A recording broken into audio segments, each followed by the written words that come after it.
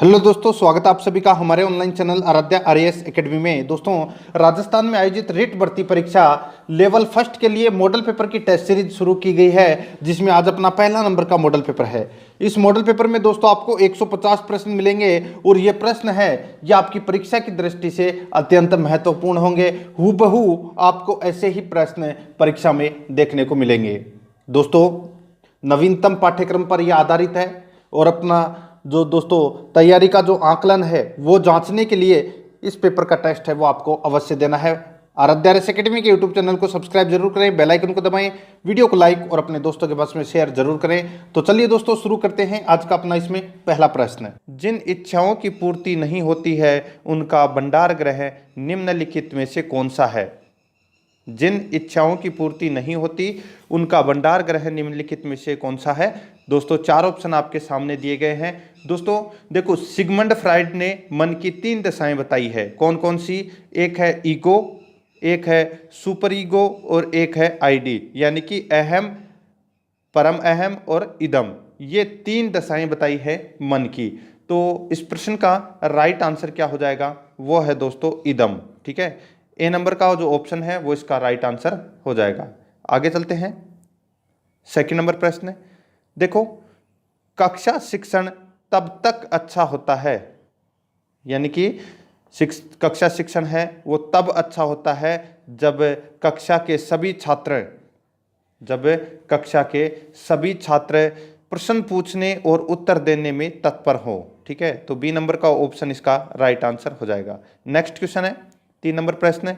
बाल्यावस्था तथा किशोरावस्था की शारीरिक विकास की विशेषताओं व उनके प्रभाव के कारकों का मन शिक्षक को होना चाहिए, क्योंकि दोबारा देखो, बाल्यावस्था तथा किशोरावस्था की शारीरिक विकास की विशेषताओं व उनके प्रभाव के कारकों का ज्ञान शिक्षकों को होना चाहिए, क्योंकि अधिगम आसान हो जाता है। ठीक है, क्योंकि इससे अधिगम आसान हो जाता है। ए नंबर का ऑप्शन सही उत्तर हो जाएगा। नेक्स्ट है, आपके विचार से छात्रों को कक्षा में प्रश्न पूछने की छूट होनी चाहिए। आपके विचार से छात्रों को कक्षा में प्रश्न पूछने की छूट होनी चाहिए।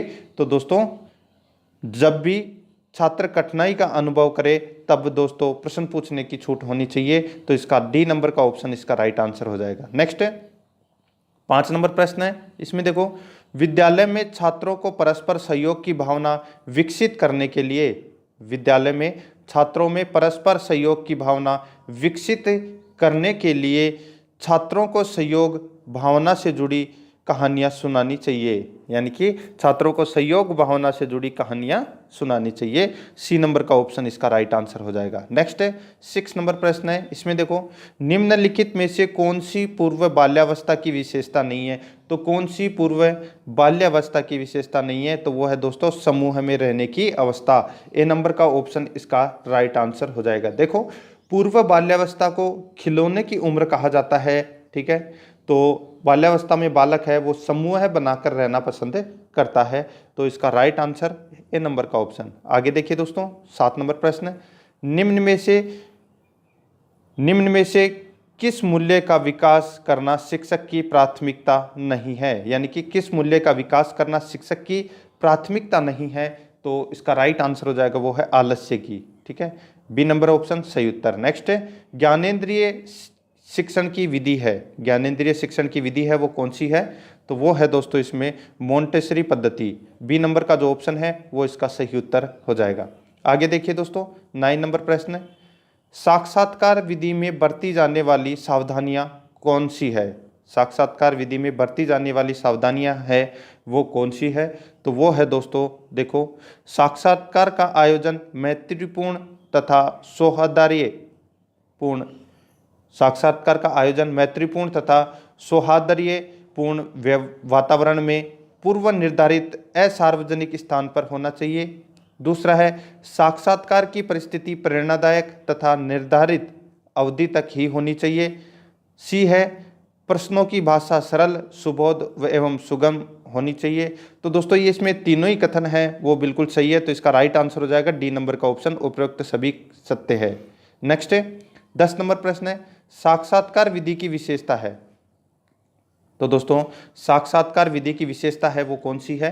तो वो है दोस्तों, देखो, उपकल्पनाएं बनाने के दृष्टिकोण से यह अधिक उपयोगी है। तो सी नंबर का ऑप्शन इसका राइट आंसर हो जाएगा। नेक्स्ट क्वेश्चन है, इसमें देखो, हम जो कुछ भी हैं इसका 9/10 भाग जन्मजात यानी कि वंशानुक्रम है तथा केवल 1/10 भाग अर्जित होता है।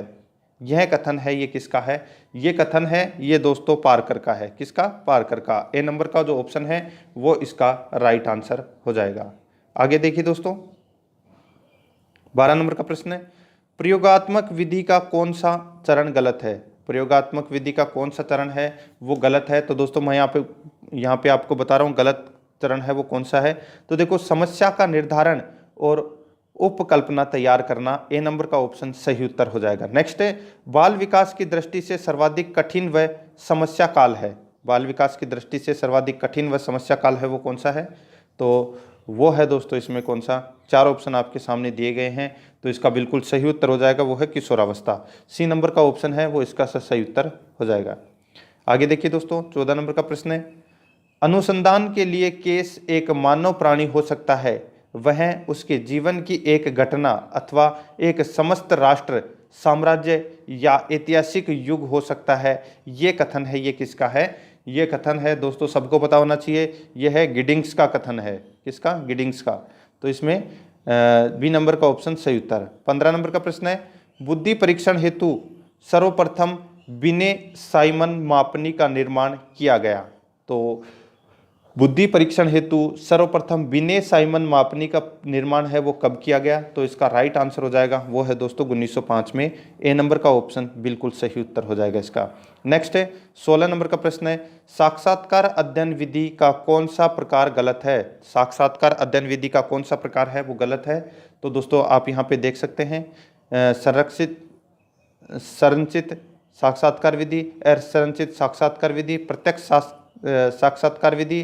तो इसका राइट आंसर हो जाएगा दोस्तों, इनमें से कोई भी गलत है नहीं है, डी नंबर का ऑप्शन सही उत्तर हो जाएगा। नेक्स्ट है, निरीक्षण विधि का कौन सा प्रकार गलत है? तो निरीक्षण विधि का कौन सा प्रकार गलत है? तो वो है दोस्तों अप्रत्यक्ष विधि, ये निरीक्षण विधि का प्रकार नहीं है। ठीक है, तो इसमें सी नंबर का ऑप्शन सही उत्तर। नेक्स्ट है, एक बालक की वास्तविक आयु 15 वर्ष है तथा मानसिक आयु, एक बालक की वास्तविक आयु 15 वर्ष है तथा मानसिक आयु 21 वर्ष है, तो उसकी बुद्धि लब्धि होगी। तो दोस्तों उसकी बुद्धि लब्धि है वो 140 होगी। कितनी होगी? 140। ए नंबर का ऑप्शन सही उत्तर। आगे चलते हैं, इसमें देखो, व्यक्तिक अध्ययन द्वारा शोधकर्ता एक सामाजिक तथ्य के अंतर्गत विविध कारकों को समझाने का प्रयत्न करता है जिससे वे एक संगठित समग्र बनते हैं। यह उक्ति है। तो यह उक्ति यानी कि ये कथन है ये किसका है? तो दोस्तों ये कथन है गिडिंग्स का। तो इसमें डी नंबर का ऑप्शन इसका सही उत्तर। नेक्स्ट है, प्रश्नोत्तर विधि का जनक किसे माना जाता है? तो प्रश्नोत्तर विधि का जनक है वो दोस्तों वुडवर्थ को माना जाता है। किसको? वुडवर्थ को। नेक्स्ट है, 21 नंबर प्रश्न है, प्राथमिक स्तर पर शिक्षण कार्य करना अध्यापक के लिए है। प्राथमिक स्तर पर शिक्षण कार्य करना अध्यापक के लिए है, तो वो क्या है? तो वो है दोस्तों छोटे स्तर का कार्य। डी नंबर का ऑप्शन इसका सही उत्तर हो जाएगा। नेक्स्ट है, सर्वप्रथम मनोविज्ञान को किस विषय का अध्ययन करने वाले विषय के रूप में परिभाषित किया गया? सर्वप्रथम मनोविज्ञान को किस विषय का अध्ययन करने वाले विषय के रूप में परिभाषित किया गया है? तो इसका राइट आंसर हो जाएगा वो है दोस्तों इसमें कौन सा? तो वो है व्यवहार का अध्ययन। ठीक है, तो डी नंबर का जो ऑप्शन है वो इसका सही उत्तर हो जाएगा। आगे चलते हैं, 23 नंबर प्रश्न है, शिक्षा मनोविज्ञान जरूरी है। तो किसके लिए जरूरी है शिक्षा मनोविज्ञान? तो वो है दोस्तों छात्र के लिए जरूरी है। बी नंबर का ऑप्शन इसका सही उत्तर हो जाएगा। नेक्स्ट है, 24 नंबर प्रश्न है, इसमें देखो, बालक को सामाजिक व्यवहार की शिक्षा दी जा सकती है। बालक को सामाजिक व्यवहार की शिक्षा दी जा सकती है, तो इसका राइट आंसर हो जाएगा वो है दोस्तों विभिन्न सामाजिक क्रियाओं से। ठीक है, बी नंबर का ऑप्शन सही उत्तर। नेक्स्ट है, लैटिन शब्द साइको का क्या अर्थ है? लैटिन शब्द है साइको। ठीक है, साइको का अर्थ क्या है? तो इसका अर्थ हो जाएगा दोस्तों आत्मा। ठीक है, डी नंबर का ऑप्शन सही उत्तर। आगे देखिए, 26 नंबर प्रश्न है, व्यक्ति की मूल प्रवृत्ति से संबंधित रुचि कहलाती है। व्यक्ति की मूल प्रवृत्ति से संबंधित रुचि कहलाती है, तो वो क्या कहलाती है? वो कहलाती है दोस्तों जन्मजात रुचि। ए नंबर का ऑप्शन इसका सही उत्तर है। नेक्स्ट है सृजनात्मक योग्यता वाले बालकों की वृद्धि। सृजनात्मक योग्यता वाले बालकों की वृद्धि दोस्तों प्रखर होती है। कैसी होती है? प्रखर। बी नंबर का ऑप्शन इसका सही उत्तर हो जाएगा। नेक्स्ट है 28 नंबर प्रश्न है, इसमें देखो प्रयास व त्रुटि में सबसे महत्वपूर्ण क्या है? प्रयास व त्रुटि में सबसे महत्वपूर्ण क्या है? तो दोस्तों सबसे महत्वपूर्ण अभ्यास है। ए नंबर का ऑप्शन सही उत्तर हो जाएगा इसका। 29 नंबर प्रश्न है, शिक्षा मनोविज्ञान में जिन बालकों के व्यवहार का अध्ययन किया जाता है वह है। शिक्षा मनोविज्ञान में जिन बालकों के व्यवहार का अध्ययन किया जाता है वह है, तो वह कौन सा है? तो वह है दोस्तों इसमें मंदबुद्धि, पिछड़े हुए और समस्यात्मक। तो ये तीनों ही है, तो इस प्रश्न का राइट आंसर हो जाएगा वो है उपरोक्त सभी। नेक्स्ट है छात्रों के व्यक्तित्व को मापने और परामर्श देने के लिए किस पद्धति का प्रयोग किया जाता है? तो कौन सी पद्धति का प्रयोग किया जाता है? तो दोस्तों साक्षात्कार पद्धति का प्रयोग किया जाता है। ये अपने जो 30 क्वेश्चन है ये बाल विकास तथा शिक्षा शास्त्र के अपने 30 क्वेश्चन अपन ने कंप्लीट कर लिए हैं। अब अपन भाषा फर्स्ट हिंदी के बारे में पढ़ेंगे, हिंदी के 30 क्वेश्चन देखेंगे इसके बाद में, ठीक है। तो दोस्तों यहाँ पे देखिए 1 से 4 प्रश्न तक अपने को उत्तर देना है इस गद्यांश को पढ़कर। गद्यांश है तो इसमें देखो अकेला अध्यापक बालक के संपूर्ण विकास के लिए सब कुछ नहीं कर सकता, उसको सफलता तब मिल सकती है जब समाज उसकी सहायता करे। जिस प्रदेश में कलह मचा रहता हो, जिस समाज में गरीब अमीर ऊंच नीच की विषमता पुकार पुकार कर द्वंद्व और प्रतियोगिता को प्रोत्साहन दे रही हो, राष्ट्र की नीति शोषण पर खड़ी हो, उसके अध्यापक भला क्या करे। जिन घरों में दाल रोटी का ठिकाना न हो, पिता मद्यपान और माता स्वेरिणी हो, माँ बाप में मारपीट और गाली गलौज मची रहती हो, उसके बच्चों को पालने में ही मानस विष दे दिया जाता है। तंग गलियों और गंदे घरों में रहने वाले जो छोटे वैसे ही अश्लीलता और अभद्रता में पले हों, सौंदर्य को जल्दी ही समझ नहीं पाते। फिर भी अध्यापक परिस्थितियों को दोष देकर बैठा नहीं रह सकता, उसको तो अपना कर्तव्य पालन करना ही है, ठीक है। ये था गद्यांश, ठीक है। अब अपने को दोस्तों 4 प्रश्नों का उत्तर देना है इस गद्यांश को पढ़ने के बाद में। तो दोस्तों इसमें देखो बच्चों को संस्कारवान बनाने का प्रथम दायित्व किसका है? बच्चों को संस्कारवान बनाने का जो प्रथम दायित्व है वो किसका है? तो वो है दोस्तों माता पिता का। ए नंबर ऑप्शन सही उत्तर। नेक्स्ट है उपयुक्त गद्यांश में किसके कर्तव्य को मुख्य माना गया है? तो उपयुक्त गद्यांश में किसके कर्तव्य को मुख्य माना गया है? तो इसका राइट आंसर हो जाएगा वो है दोस्तों अध्यापक को माना गया है। सी नंबर का ऑप्शन सही उत्तर। आगे देखो 3 नंबर प्रश्न है स्वेरिणी का क्या अर्थ है? तो दोस्तों स्वेरिणी का क्या अर्थ है? तो इसका अर्थ है व्यभिचारिणी। क्या है? व्यभिचारिणी। बी नंबर का ऑप्शन इसका सही उत्तर है। नेक्स्ट है मानस विष देने का अभिप्राय क्या है? मानस विष देने का जो अभिप्राय है वो क्या है? इसका सही उत्तर हो जाएगा वो है अपराधी बना देता है, ठीक है। डी नंबर का ऑप्शन सही उत्तर। नेक्स्ट है 5 नंबर प्रश्न है, इसमें देखो निम्न में से अयोगवाही वर्ण नहीं है। तो अयोगवाही वर्ण है वो दोस्तों कौन सा नहीं है? तो यहाँ पे आप देख सकते हैं अ है। अ ये दोस्तों अयोगवाह वर्ण नहीं है, क्योंकि दोस्तों अनुस्वार और विसर्ग, ठीक है, ये न तो स्वर वर्ण होते हैं और न ही व्यंजन। ये दोस्तों अयोगवाही वर्ण कहलाते हैं। कौन से? एक तो दोस्तों अनुस्वार यानी कि जिस पे बिंदी लगी हो, ये लगा हो, और ये विसर्ग, ये 3 जिसमें लगे हो ये अयोगवाह वर्ण होते हैं। तो ए नंबर का ऑप्शन इसका सही उत्तर हो जाएगा। नेक्स्ट है जिन स्वरों के उच्चारण में मुख कम यानी कि न के बराबर खुलता हो वे कहलाते हैं। तो वे कौन से कहलाते हैं? वे कहलाते हैं दोस्तों संवृत, ठीक है। ए नंबर का ऑप्शन इसका राइट आंसर। यानी कि संवृत का मतलब क्या होता है? मुख का बहुत कम खुलना, जैसे ई ऊ, ठीक है। तो इसमें ए नंबर का ऑप्शन सही उत्तर हो जाएगा। 7 नंबर प्रश्न है निम्नलिखित में से स्पर्श व्यंजन नहीं है, तो स्पर्श व्यंजन है वो कौन सा नहीं है? तो दोस्तों यहाँ पे जो है दिख रहा है ये दोस्तों स्पर्श व्यंजन नहीं है। ठीक है, देखो कैसे लेके और मैं तक, कैसे लेके और मैं तक, टोटल दोस्तों ये 25 व्यंजन है, ये स्पर्श व्यंजन कहलाते हैं। लेकिन यहाँ पे जो है ये स्पर्श व्यंजन नहीं है, ये ऊष्म व्यंजन है। तो इसका बी नंबर ऑप्शन सही उत्तर हो जाएगा। आगे देखिए दोस्तों, 8 नंबर प्रश्न है, किस विकल्प में बहुत शब्द का प्रयोग क्रिया विशेषण के रूप में हुआ है? तो यहाँ पे देखो बहुत, वहाँ बहुत लड़के बैठे हैं, उसने बहुत बड़ा कार्य किया है, वह बहुतों को जानता है, लड़के बहुत दौड़े हैं। ठीक है, लड़के बहुत दौड़े। तो इसमें बहुत जो शब्द का प्रयोग चारों के अंदर हुआ है, इसमें दोस्तों क्रिया विशेषण के रूप में किस शब्द का प्रयोग हुआ है, बहुत का प्रयोग है, वो कौन से में हुआ है? तो इसका राइट आंसर हो जाएगा वो है दोस्तों इसमें लड़के बहुत दौड़े। डी नंबर का जो ऑप्शन है वो इसका राइट आंसर हो जाएगा। ठीक है, आगे चलते हैं 9 नंबर प्रश्न में। देखो, सूरज पूर्व दिशा में उदय होता है, इस वाक्य में विधेय है। तो सूरज पूर्व दिशा में उदय होता है, इस वाक्य में विधेय है, वो कौन सा है?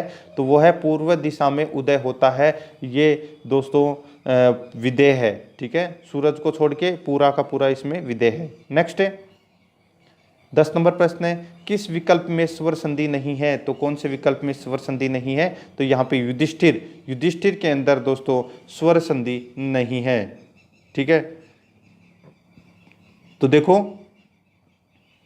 यहाँ पे युधि प्लस स्थिर, तो इसमें दोस्तों व्यंजन संधि है, बाकी सभी के अंदर जो स्वर संधि है। तो इसका राइट आंसर सी नंबर का ऑप्शन सही उत्तर। नेक्स्ट है 11 नंबर प्रश्न है, इसमें देखो, नर की अरु नल नीर की गति एके करी जोड़, जे तो नीचे हे चले ते तो ऊंची होई। उक्त दोहे के रचनाकार कौन है? तो उक्त दोहे के रचनाकार हैं वो दोस्तों कौन है? तो वो है इसमें बिहारी।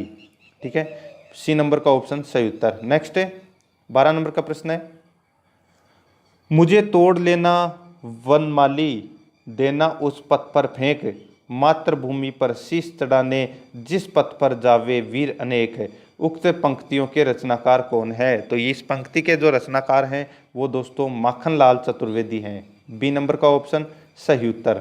13 नंबर का प्रश्न है, द ध्वनि का उच्चारण स्थान के आधार पर होता है, यानी कि द ध्वनि का उच्चारण स्थान के आधार पर होता है। तो किसके आधार पर होता है द ध्वनि का उच्चारण? तो इसका राइट आंसर हो जाएगा वो है दोस्तों कौन सा? तो दंते। बी नंबर ऑप्शन सही उत्तर। 14 नंबर का प्रश्न है, खेती किस शब्द का तद्भव रूपांतरण है? तो खेती किस शब्द का तद्भव रूपांतरण है? तो सही उत्तर हो जाएगा वो है कृषिका। बी नंबर ऑप्शन सही उत्तर। 15 नंबर का प्रश्न है, धनंजय में समास है। तो दोस्तों धनंजय में कौन सा समास है? तो इसमें तत्पुरुष समास है दोस्तों धनंजय में। ठीक है, देखो इसमें बहुवीर्य समास भी है दोस्तों। ठीक है, तो देखो धनंजय शब्द में बहुवीर्य और तत्पुरुष समास दोनों समास के लक्षण पाए जाते हैं, क्योंकि यहाँ पे दोस्तों बहुवीर्य है वो यहाँ पे मौजूद नहीं है, तो यहाँ पे तत्पुरुष ही इसका सही उत्तर माना जाएगा। तो इसका बी नंबर का ऑप्शन सही उत्तर। 16 नंबर का प्रश्न है, रोगग्रस्त शब्द में समास है। तो दोस्तों यानी कि रोग से ग्रस्त या रोग के द्वारा ग्रस्त होना, तो इसका राइट आंसर हो जाएगा वो है दोस्तों करण तत्पुरुष। ठीक है, तो इसमें बी नंबर का ऑप्शन सही उत्तर। 17 नंबर प्रश्न है, रोग मुक्त में समास है, यानी कि रोग से मुक्त, यानी कि यहाँ पे अलग होने का भाव प्रकट हो रहा है, तो इसमें अपादान तत्पुरुष का प्रयोग होगा। डी नंबर का ऑप्शन सही उत्तर। 18 नंबर का प्रश्न है, निम्नलिखित में से कौन शाश्वत शब्द का विलोम है? तो शाश्वत शब्द का विलोम है वो दोस्तों क्या हो जाएगा? तो वो है क्षणिक। क्षणिक शाश्वत शब्द का विलोम है। ठीक है, ये आपको याद रखना है। नेक्स्ट है, सूर्योदय का संधि विच्छेद क्या है? तो सूर्य प्लस उदय, जैसे इसी के साथ में जैसे चंद्रोदय है, तो चंद्रोदय का उदय क्या होगा? चंद्रोदय का क्या होगा? तो चंद्र प्लस उदय। ठीक है, तो इसमें दोस्तों गुण संधि का प्रयोग हुआ है, तो इसका सही उत्तर हो जाएगा वो है सूर्य प्लस उदय। बी नंबर का ऑप्शन सही उत्तर। नेक्स्ट है,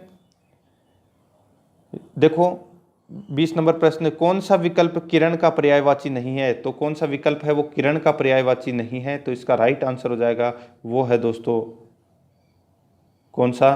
तो प्रकाश। प्रकाश है ये दोस्तों किरण का पर्यायवाची शब्द नहीं है। किरण का क्या हो जाएगा? अंशु, रश्मि, म्यूख। ठीक है, ये तीनों जो पर्यायवाची हैं वो किरण के हैं। नेक्स्ट 21 नंबर प्रश्न है, निम्न में से किस समूह में सही पर्यायवाची शब्दों का प्रयोग हुआ है? तो कौन से शब्द के अंदर दोस्तों सही पर्यायवाची शब्द का प्रयोग हुआ है? तो यहाँ पे आपको दिख रहा होगा अब्र, घन, बलाहक और प्योधर। ठीक है, तो ये इसका राइट आंसर हो जाएगा। डी नंबर का जो ऑप्शन है वो इसका राइट आंसर हो जाएगा। नेक्स्ट क्वेश्चन है 22 नंबर प्रश्न है, यहाँ पे देखो, निम्न में से अनल का पर्यायवाची नहीं है। तो अनल का पर्यायवाची दोस्तों कौन सा नहीं है? तो यहाँ पे मधवा। मधवा है वो दोस्तों अनल का पर्यायवाची नहीं है। अनल का पर्यायवाची क्या हो जाएगा? हुतासन, वेसानर, ठीक है, अग्री के ये शब्द हैं। ठीक है, तो ये जो तीनों हैं ये अनल के पर्यायवाची शब्द है, लेकिन मधवा है ये नहीं है। डी नंबर का ऑप्शन सही उत्तर। नेक्स्ट देखो, निम्नांकित में अशुद्ध शब्द कौन सा है? तो दोस्तों निम्नांकित में से अशुद्ध शब्द है वो कौन सा है? तो इसका राइट आंसर क्या हो जाएगा? वो है दोस्तों शुश्रूषा। ठीक है, ये इसमें अशुद्ध शब्द है। नेक्स्ट है, नायक का सही संधि विच्छेद क्या है? तो नायक का सही संधि विच्छेद हो जाएगा दोस्तों ने प्लस अक। डी नंबर का ऑप्शन इसका सही उत्तर हो जाएगा। ठीक है, इसमें अयादी संधि का प्रयोग हुआ है। 25 नंबर प्रश्न है, नल और नलनीर की गति एक सी है। नल और नलनीर की गति एक सी है क्योंकि दोनों के ऊपर उठकर झुकते हैं। दोनों ही ऊपर उठकर झुकते हैं। तो इसका ए नंबर ऑप्शन सही उत्तर। नेक्स्ट है, इसमें देखो पलवग शब्द का अर्थ है। तो पलवग शब्द का जो अर्थ है वो क्या है? तो वो है मेंढक। क्या है? मेंढक। आगे चलते हैं, 27 नंबर प्रश्न है, इसमें देखो, निम्नांकित वाक्य में रिक्त स्थान को भरने के लिए सही शब्द का चयन करना है। तो इसमें देखो, मुंशी प्रेमचंद एक सफल थे। मुंशी प्रेमचंद एक सफल थे। तो क्या सफल थे? तो दोस्तों उपन्यासकार। बी नंबर का ऑप्शन इसका सही उत्तर। नेक्स्ट है, किस संधि में स्वरों का परिवर्तन यरलव में होता है? किस संधि में स्वरों का परिवर्तन यरलव में होता है?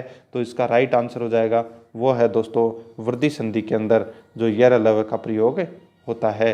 तो इसका सही उत्तर बी नंबर का ऑप्शन सही उत्तर हो जाएगा इसका। ठीक है,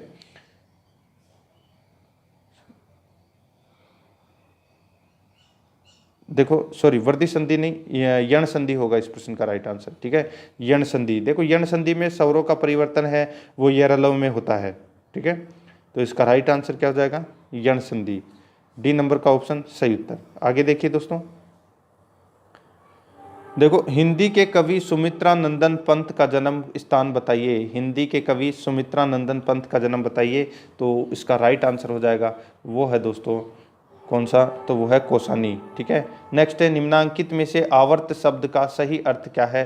तो आवर्त शब्द का जो सही अर्थ है वो क्या है? तो वो है दोस्तों बेमर। ठीक है, तो इसमें डी नंबर का जो ऑप्शन है वो इसका राइट आंसर हो जाएगा। आगे देखिए दोस्तों, अब अपन जो 30 क्वेश्चन है वो मैथ के देखेंगे। ठीक है, जो कंपलसरी है। अब देखो, एक नंबर प्रश्न आता है, इसमें देखो अपने 60 क्वेश्चन है कंप्लीट हो चुके हैं। ठीक है, किस किस के? तो 30 क्वेश्चन अपन ने बाल विकास तथा शिक्षा शास्त्र के देखे, फिर अपन ने 30 क्वेश्चन है वो हिंदी के देखे, अब अपन 30 क्वेश्चन है वो गणित के देखेंगे। इसमें देखो, पहला प्रश्न है, एक व्यापारी अपने सामान पर 25% मूल्य बढ़ाकर अंकित करता है। यानी कि अपने पास 100 रुपये की वस्तु है, उसके ऊपर वो दोस्तों 125 रुपये लिख देता है। वह अंकित मूल्य पर 4% का कमीशन दे तो उसका लाभ प्रतिशत क्या होगा? यानी कि 125 का दोस्तों अपने को 4% निकालना है। तो ये कट गया दोस्तों 25 से 4 बार, ये कट गया 5 बार, 4 से 4 कट गया तो कितना? 5 बचा। ठीक है, 125 में से अपन 5 घटा देंगे तो कितना बच गया? 120।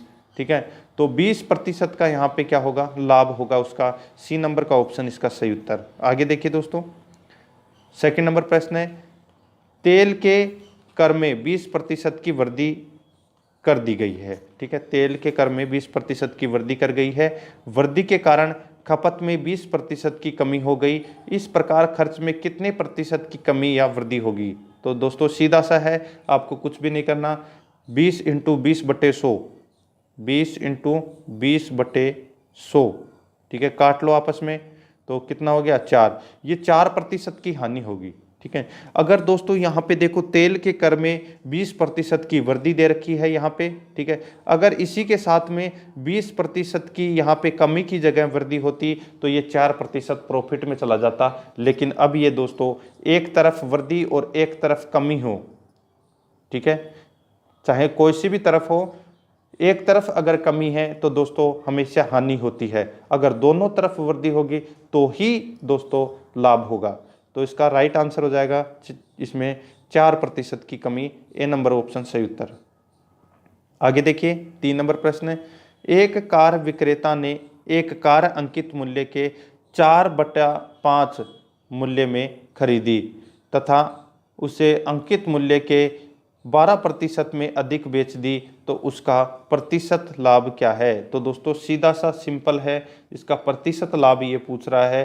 तो इसमें देखो दोस्तों, इसका क्रम मूल्य अपन को निकालना है, यानी कि वस्तु है अपने पास 100 रुपये की, तो 4/5, ठीक है, काट लो दोस्तों, 20 बार गया, तो इसमें क्रम मूल्य कितना आ गया? 80 रुपये।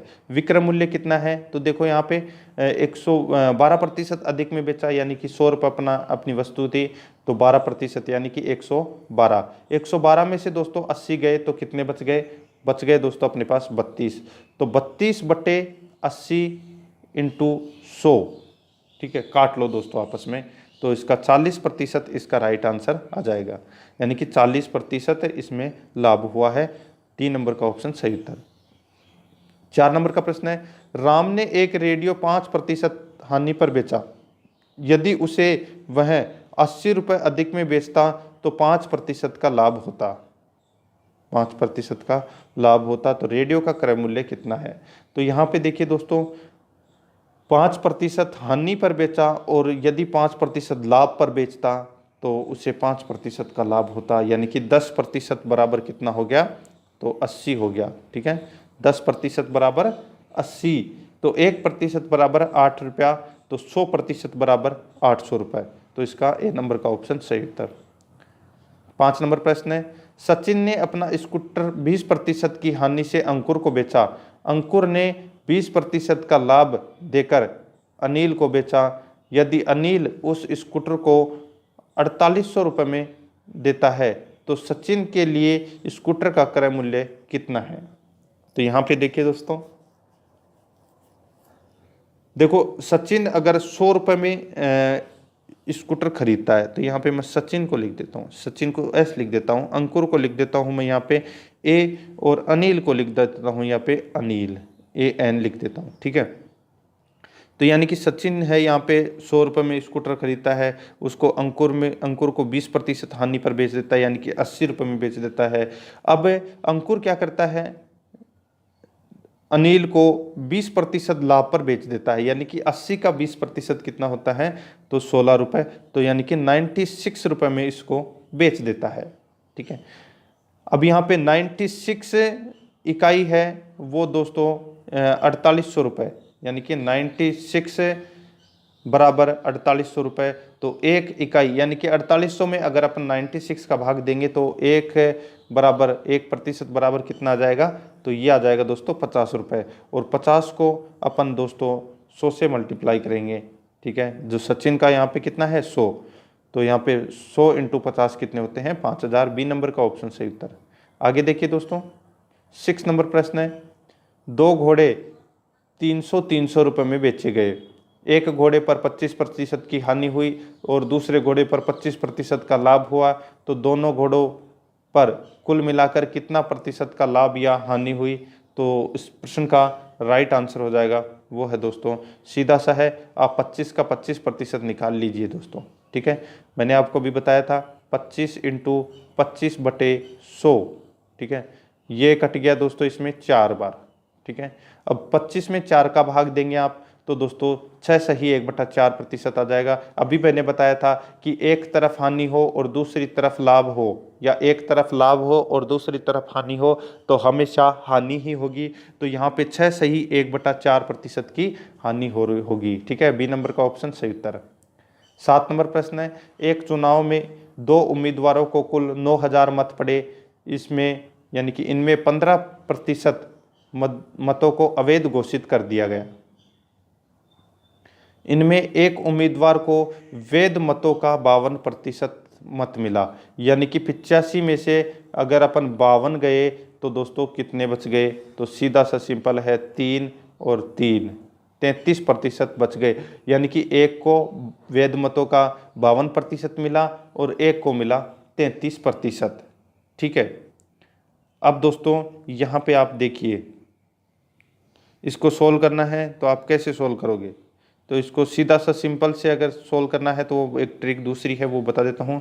तो इसमें देखो, दूसरे उम्मीदवार को कितने कितने वैध मत मिले? तो दोस्तों यहाँ पे देखो टोटल कितने हैं? 9,000 मत हैं। ठीक है, 15% तो अपने खराब हो ही गए, तो इंटू 85/100। 100 में से यहाँ पे मैंने 15 घटा दिया है क्योंकि ये अवैध मत घोषित किए गए हैं। ठीक है, इंटू यहाँ पे देखिए दोस्तों 52% मत मिला वैध मतों का, तो 100 है, 100 में से 52 गए तो अपने पास कितने बच गए? 48। तो 48/100 काट लो दोस्तों, इसको 0 से 0 कट गया, ये भी कट गया इधर से। अब दोस्तों काट लो तो ये 5 से 2 बार कट गया, ये दोस्तों कितनी 17 बार कट गया। ठीक है, और ये यहाँ से दोस्तों 24 बार कट गया। ठीक है, अब मल्टीप्लाई कर लो 9 × 17 × 24। ठीक है, तो इसका राइट आंसर आ जाएगा, वो है 3672। डी नंबर का ऑप्शन सही उत्तर। 8 नंबर प्रश्न है, एक व्यक्ति के वेतन को 50% कम करने के बाद घटे हुए वेतन में 70% की वृद्धि कर दी गई, उस व्यक्ति को कितने प्रतिशत की लाभ या हानि हुई है? तो उस व्यक्ति को कितने प्रतिशत की लाभ या हानि हुई है? यानी कि एक व्यक्ति के वेतन को 50% कम कर दिया गया। ठीक है, यानी कि देखो जैसे अपने पास कितने हैं? 100 रुपये हैं। 100 रुपये को दोस्तों 100 रुपये में से अपना 50% है वो कम कर दिया गया। यानी कि कोई मुझे 100 रुपये दे रहा है तनख्वाह के रूप में, वेतन के रूप में, जिसमें से उसने 50% कम कर दिया, यानी कि मुझे अब कितना मिल रहा है? 50 रुपये मिल रहे हैं। ठीक है, अब इस घटे हुए वेतन में वो 70% की वृद्धि कर देता है, यानी कि दोस्तों 50 × 70/100, 0 से 0, 5 समय 35। ठीक है, 50 और 35 कितने होते हैं? तो दोस्तों टोटल होते हैं 85। ठीक है, कितने होते हैं? 85। पहले अपने को कितना मिल रहा था? 100%। ठीक है, 100% में से फिर घटाया, अपने को 50% दिया उसका।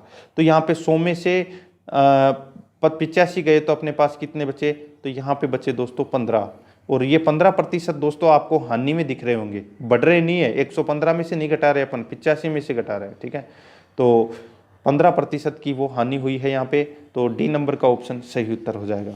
आगे देखिए दोस्तों, 9 नंबर प्रश्न है, अतुल अपनी मासिक आय में से 5100 रुपये खर्चा करने के बाद 15% की बचत करता है। अतुल की मासिक आय कितनी है? तो यहाँ पे अतुल की जो मासिक आय है, तो यहाँ पे 85% बराबर कितना हो गया? 5100 रुपये। तो इसमें भाग दे दीजिए दोस्तों, तो अपना 1% आ जाएगा कितना? 60, और 60 × 100 करेंगे तो 6000 रुपये इसकी मासिक आय है। डी नंबर का ऑप्शन सही उत्तर। 10 नंबर प्रश्न है, एक शहर की जनसंख्या 20,000 है। प्रथम वर्ष में इस जनसंख्या में 10% की वृद्धि होती है, द्वितीय वर्ष में 15% की वृद्धि होती है, उसके बाद 300 व्यक्ति किसी अन्य शहर में चले गए, तो वर्तमान में शहर की जनसंख्या कितनी है? तो दोस्तों यहाँ पे देखो 2 वर्ष बाद की जनसंख्या है वो पूछ रहा है यहाँ पे। तो यहाँ पे देखो आपको कुछ नहीं करना कि टोटल जनसंख्या कितनी है? 20,000 है दोस्तों, 20,000 आप लिख दो।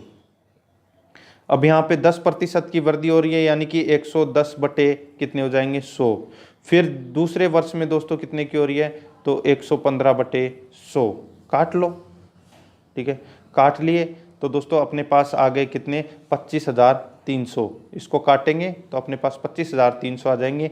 अब यहाँ पे देखो उसके बाद 300 व्यक्ति किसी अन्य शहर में चले गए, यानी कि 25,300 में से 300 व्यक्ति कहीं और चले जाते हैं तो अपने पास कितने बच गए, तो 25,000। तो अपना बी नंबर का ऑप्शन इसका राइट आंसर हो जाएगा 25,000। 11 नंबर का प्रश्न है, एक्स वाई और जेड का औसत योग पी है। यदि एक्स वाई और जेड में पी भी सम्मिलित कर लिया जाए तो उन चारों का औसत क्या होगा। तो उन चारों का औसत होगा दोस्तों इसमें x plus y plus z बटा 3। ठीक है, तो इसमें दोस्तों x plus y plus z बराबर क्या हो जाएगा 3p। तो इसका राइट आंसर हो जाएगा वो है p हो जाएगा दोस्तों। इसमें बी नंबर का जो ऑप्शन है वो इसका सही उत्तर। 12 नंबर का प्रश्न है, 300 मजदूरों की औसत दैनिक मजदूरी 150 है। ठीक है, यानी कि आपको 300 इंटू 150 करना है तथा अन्य 200 मजदूरों की जो दैनिक मजदूरी है वो 200 है। ठीक है, तो 200 इंटू 200 और करना है, 200 इंटू 200। तो सभी मजदूरों की औसत दैनिक मजदूरी कितनी होगी। ठीक है, तो यहाँ पे दोस्तों टोटल मजदूर अपने पास कितने हो गए 500। ठीक है, अब इसको मल्टीप्लाई अपन करें तो देखो 15 × 3 = 45,000 तो ये हो गए। ठीक है, और 200 इंटू 200 ये कितने हो गए, तो 40,000 ये हो गए। तो अपने पास कितने हो गए, तो दोस्तों टोटल हो गए 40 और 45 85,000, और 85,000 तो अपने पास कितनी हो गई मजदूरी। ठीक है, कितनी 85,000, और टोटल मजदूर कितने हो गए, तो 200 और 300 कितने हो गए 500। 500 का इसमें क्या कर दो, भाग दे दो आप। ठीक है, 500 का इसमें क्या दे दो, भाग दे दो, काटो मत, भाग दे दो इसको। ठीक है, या आप काट सकते हो इसको, 0 से 0 कटा, 0 से 0 कट गया। 805 में 850 में 5 का भाग देंगे तो इसका राइट आंसर निकल के आ जाएगा 170, यानी कि 17 × 5 = 85। तो सी नंबर ऑप्शन सही उत्तर। 13 नंबर का प्रश्न है, एक कक्षा में 20 विद्यार्थियों के अंकों की औसत गणना 50 है, मगर बाद में पता लगा कि एक विद्यार्थी की गलती से 70 अंकों के स्थान पर 40 अंक लिखे थे और एक अन्य विद्यार्थी को 50 अंक के स्थान पर 60 अंक लिखे थे, तो कक्षा का सही औसत क्या है। तो दोस्तों सही औसत अपने को इसमें बताना है।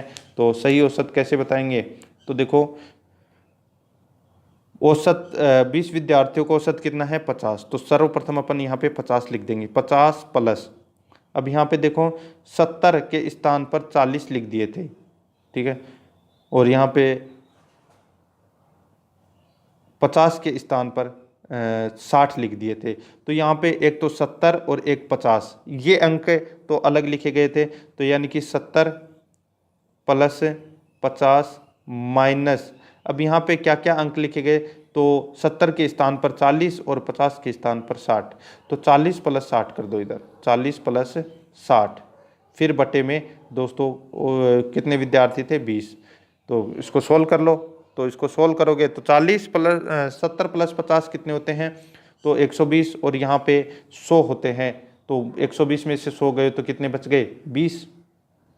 ठीक है, कितने बच गए 20, तो 20 बटे 20 प्लस इधर 50 आ जाएंगे, 50 यहाँ पे पहले से लिखे हुए हैं, तो 20 से गया 20 में कितनी बार गया, एक बार, तो 50 प्लस 1 यानी कि 51 आ जाएगा इस प्रश्न का सही उत्तर।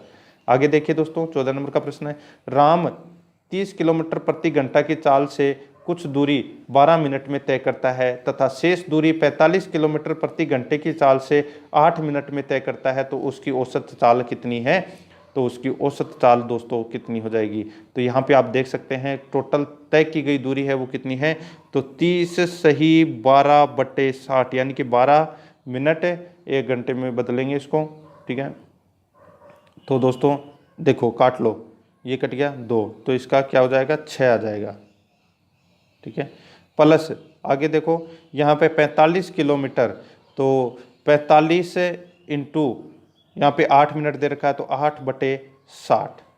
ठीक है, काट लो, 15 × 3 = 45 और 15 × 4 = 60, ये कितनी बार कट गया 2 बार, तो 3 दूनी 6, तो यहाँ पे भी दोस्तों 6 आ गया, 6 और 6 कितने हो जाएंगे, 12 किलोमीटर दोस्तों अपने पास यहाँ पे आ गया है। ठीक है, अब आगे देखो 12 किलोमीटर आ गया। अब देखो औसत चाल निकालनी है अपने को, तो 12/12 + 8, 12/12 + 8 × 60। ठीक है, तो 36 किलोमीटर इसका राइट आंसर हो जाएगा। तो इसमें बी नंबर का ऑप्शन है वो इसका सही उत्तर हो जाएगा। आगे देखिए दोस्तों, यहाँ पे जो 15 नंबर का प्रश्न है इसमें देखो दोस्तों, यहाँ पे राम श्याम और घनश्याम की औसत आयु 20 वर्ष है, यानी कि 3 × 20 कर लो आप, तो कितने हो जाएंगे, 60। ठीक है, उनकी आयु का अनुपात 2:3:5 है, तो अनुपातों का योग कितना हो गया, तो 10 हो गया। ठीक है, तो राम की आयु कितनी है, तो राम यहाँ पे कितनी अनुपात दे रखा है, तो 2 अनुपात दे रखा है, अनुपातों का योग कितना है, 10 है, इंटू टोटल औसत आयु कितनी है, तो 60। काट लो, कितनी बार कटा, 6 बार, तो 6 × 2 कितना हो जाएगा, 12 वर्ष। तो इसका बी नंबर ऑप्शन सही उत्तर। आगे देखिए दोस्तों, देखो गणित शिक्षण को उत्तम उपलब्धि हेतु आवश्यक है कि समस्या को समझाकर हल करने के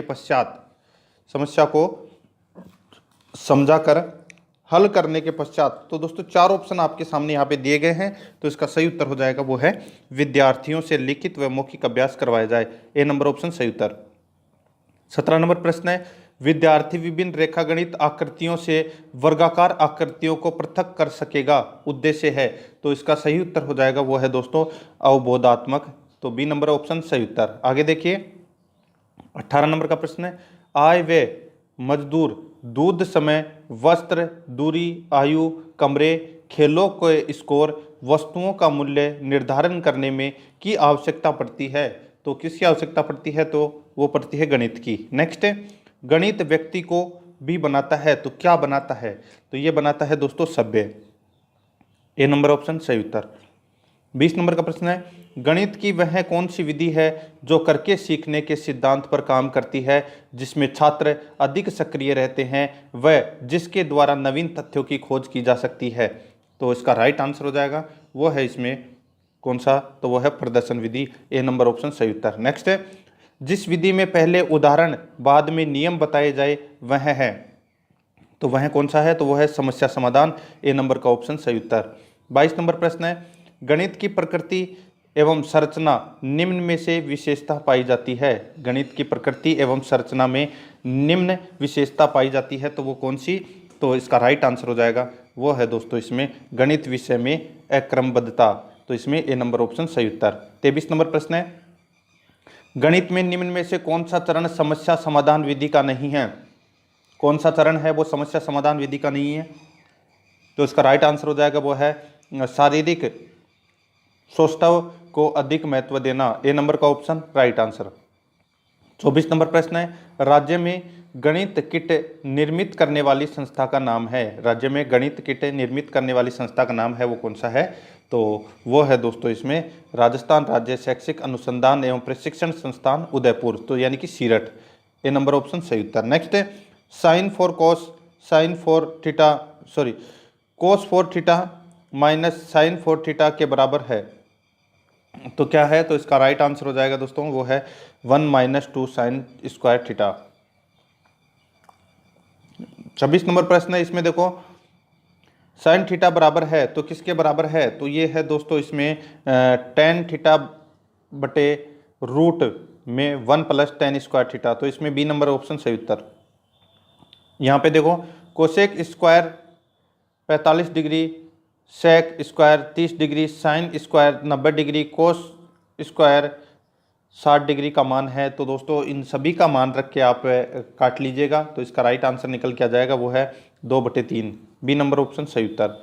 आगे देखो सेम टू सेम ऐसा ही है, तो यहाँ पे भी दोस्तों इसका मान है वो क्या होगा, तो इसका मान हो जाएगा वो है 9/8। ठीक है, नेक्स्ट देखो एक सीढ़ी एक दीवार के सहारे खड़ी है कि सीढ़ी का जो ऊपरी हिस्सा है वो दीवार के ठीक ऊपरी हिस्से तक पहुंचता है, यानी कि सीधा सा ये बनेगा इसमें। ठीक है, तो निचला सिरा दीवार से 1.5 मीटर की दूरी पर है, यानी कि ये दूरी हो गई 1.5 मीटर। ठीक है, सीढ़ी की क्षैतिज कोण 60 डिग्री का बनाती है तो दीवार से ऊंचाई है, तो यानी कि ये 60 डिग्री, ये ऊंचाई अपने को बतानी है। तो ये ऊंचाई आ जाएगी दोस्तों इसमें 3√3/2 मीटर। तो इसमें ए नंबर ऑप्शन सही उत्तर। सेम टू सेम ऐसा ही है। तो इसमें देखो 50 मीटर ऊंचे स्तंभ के निचले सिरे एक पहाड़ी के ऊपर सिरे का उन्नयन कोण 60 डिग्री है। तो पहाड़ी के निचले सिरे से स्तंभ के ऊपरी सिरे का उन्नयन कोण 30 डिग्री है। तो पहाड़ी की ऊंचाई है, तो यहाँ पे दोस्तों पहाड़ी की ऊंचाई क्या होगी, तो सीधा सा ये बनेगा दोस्तों इसमें एक 50 मीटर, ठीक है, और एक बनेगा दोस्तों ये वाला इसमें कोण बनने वाला है, जैसे मैंने आपको बताया है। तो ये बनेगा यहाँ पे 60 डिग्री का, ये बनेगा दोस्तों यहाँ पे 30 डिग्री का। तो इसका राइट आंसर हो जाएगा h बराबर कितनी हो जाएगी, 150 मीटर। तो इसमें ऊंचाई है वो 150 मीटर आ जाएगी, सी नंबर ऑप्शन सही उत्तर। अब दोस्तों अपन पर्यावरण अध्ययन के क्वेश्चन है वो हल करेंगे। 30 क्वेश्चन। मरुस्थली भवन को रोका जा सकता है, तो मरुस्थली भवन को दोस्तों रक्षक मेखलाएं बनाकर रोका जा सकता है। आगे चलते हैं, सेकंड नंबर प्रश्न। इसमें देखो भारतीय मरुस्थल को कहते हैं, तो दोस्तों भारतीय मरुस्थल को क्या कहते हैं, तो थार का मरुस्थल कहते हैं। नेक्स्ट 3 नंबर का प्रश्न है, राष्ट्रीय पाठ्यचर्या की रूपरेखा 2005 के अंतर्गत प्राथमिक स्तर पर पर्यावरण अध्ययन शिक्षण का प्रमुख उद्देश्य होना चाहिए। तो इसका प्रमुख उद्देश्य दोस्तों कक्षीय अधिगम को विद्यालय के बाहर के जीवन से जोड़ना। डी नंबर ऑप्शन सही उत्तर। 4 नंबर प्रश्न है, निम्नलिखित में से कौन सा प्राथमिक स्तर पर पर्यावरण अध्ययन की पाठ्यचर्या की आवश्यकता के अनुरूप नहीं है। प्राथमिक स्तर पर पर्यावरण अध्ययन की पाठ्यचर्या की आवश्यकता के अनुरूप नहीं है, तो इसका राइट आंसर हो जाएगा उसे काम की दुनिया में प्रवेश के लिए शिक्षार्थियों को ज्ञान व कौशल से लैस करना चाहिए। तो इसमें बी नंबर ऑप्शन सही उत्तर। नेक्स्ट है, इसमें देखो एनसीईआरटी की पाठ्य पुस्तकों में पर्यावरण अध्ययन को उच्च प्राथमिकता और स्थान दिया गया है। दोस्तों चिंतन व विस्मय के लिए शिक्षार्थियों को अवसर उपलब्ध कराने के लिए इसका दोस्तों प्राथमिक और स्थान दिया गया है पर्यावरण अध्ययन को, ठीक है, उच्च प्राथमिक।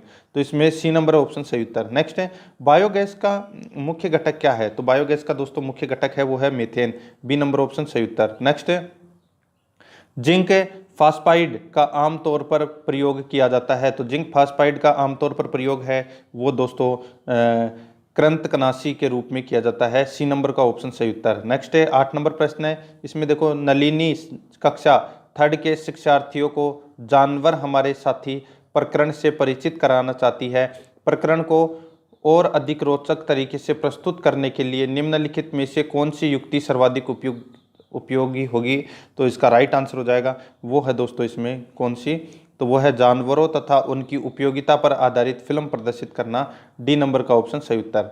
नेक्स्ट है 9 नंबर प्रश्न है, इसमें देखो कक्षा 5 की एनसीईआरटी का पर्यावरण अध्ययन की पाठ्य पुस्तकें में प्रत्येक पाठ के अंत में एक खंड को शामिल किया गया है, हम क्या समझे। यह सुझाव दिया गया है कि इस खंड में शामिल प्रश्नों के उत्तर का सही गलत के रूप में आकलन नहीं किया जाएगा। यह परिवर्तन इसलिए किया गया है क्योंकि यह जानने में शिक्षक की सहायता करता है कि बच्चे कैसे सीख रहे हैं, डी नंबर का ऑप्शन सही उत्तर। नेक्स्ट है, प्रयोगशीलता, खोजना, जांच पड़ताल और प्रश्न पूछना पर्यावरण अध्ययन के सक्रिय अधिगम के अनिवार्य तत्वों का निर्माण करते हैं। एक शिक्षक खाना जो हमें खाना चाहिए की संकल्पनाएं के बारे में बताने के लिए निम्नलिखित गतिविधियों की व्यवस्था करता है, तो इसका राइट आंसर हो जाएगा वो है दोस्तों इसमें प्रकरण एक वीडियो दिखाता है, तो इसमें A number option right answer. 11 number का प्रश्न है, इसमें देखो पाश्चुरीकरण एक प्रक्रिया है जिसमें दूध को गर्म किया जाता है। पाश्चुरीकरण एक प्रक्रिया है जिसमें दूध को गर्म किया जाता है, तो ये दोस्तों 63 डिग्री सेल्सियस पर 30 मिनट तक, तो सी नंबर ऑप्शन सही उत्तर। नेक्स्ट है, पर्यावरणीय अध्ययन में शैक्षणिक भ्रमण का मूल उद्देश्य है, तो शैक्षणिक भ्रमण का मूल उद्देश्य छात्रों के लिए प्रत्यक्ष अनुभव है, बी नंबर का ऑप्शन इसका राइट आंसर है। नेक्स्ट है, सिगरेट के धुएं का मुख्य प्रदूषक क्या है, तो सिगरेट के धुएं का मुख्य प्रदूषक कार्बन मोनोऑक्साइड और निकोटीन है, बी नंबर का ऑप्शन सही उत्तर।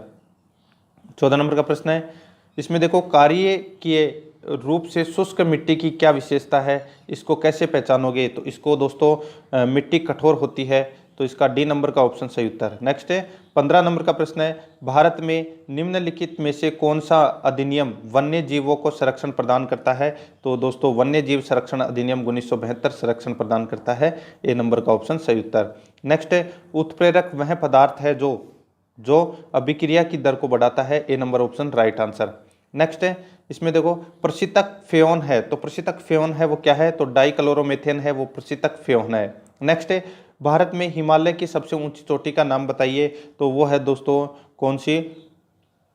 तो माउंट केटू, सॉरी कंचनजंगा, ठीक है। तो इसमें माउंट कंचनजंगा, सी नंबर का ऑप्शन सही उत्तर। आगे देखिए, एक गिलास पानी में चुटकी भर नमक घोल लिया जाए तो जल का स्तर है वो क्या होगा? तो जल का स्तर है वो दोस्तों एक समान ही रहेगा। नेक्स्ट है 20 नंबर प्रश्न है, 1859 में प्रकाशित पुस्तक on the origin of species में इनके प्राकृतिक चयन संबंधी शोध का विवरण है। यह उद्भव जीव विज्ञान में एक मील का पत्थर है। इस पुस्तक के रचयिता हैं वो कौन है? तो वो है चार्ल्स डार्विन।